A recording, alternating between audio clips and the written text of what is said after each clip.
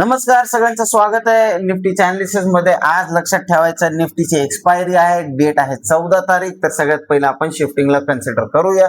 Shifting check करूया। Shifted from top दाखवतोय 24,150 वरून 24,100 ला 9:35 शिफ्टिंग आहे।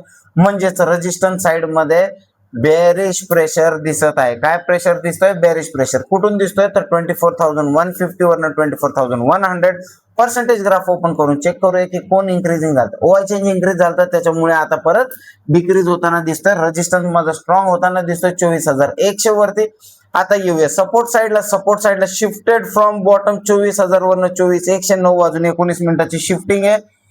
तर या शिफ्टिंगला आपण कन्सिडर करायचं नाही, कारण 9:20 च्या आधीची शिफ्टिंगला आपण मान्यता देत नाही।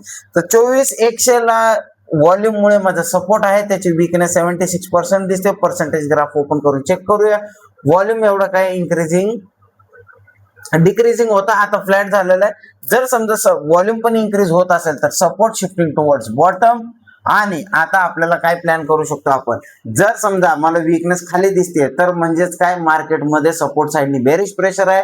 बेरिश प्रेशर असेल तर आपण पुढचा ट्रेड प्लॅन करू शकतो। कुठे? तर 24,100 चा रेजिस्टन्स वरनं आणि 24,050 च्या रेजिस्टन्स वरनं कधी ट्रेड प्लॅन करू शकतो? जर समजा इथे 85% व्हॉल्यूमची इन्क्रीजिंग झाली तर मी 24,050 च्या रेजिस्टन्स वरनं पुढचा ट्रेड प्लॅन करणार आहे। माझ्यासाठी जर रेजिस्टन्स मध्ये परत वीकनेस आली तर 24,050 च्या सपोर्ट वरनं मी कॉलचा ट्रेड प्लॅन करणार आहे।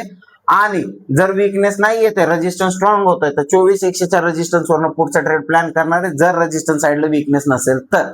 व्हिडिओ आवडला असेल तर लाईक शेअर सबस्क्राईब करायला विसरू नका। भेटूया पोस्ट मार्केट मध्ये। धन्यवाद।